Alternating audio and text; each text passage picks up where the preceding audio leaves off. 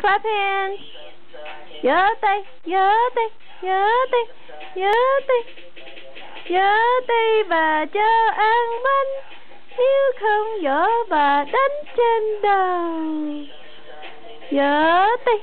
Giơ tay Preston, giơ tay, giơ tay, giơ tay đi, giơ tay. You dance?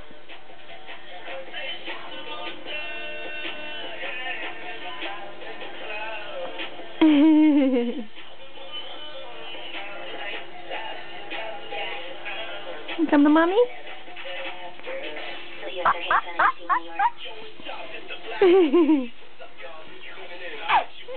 Giỡn tay giỏi quá.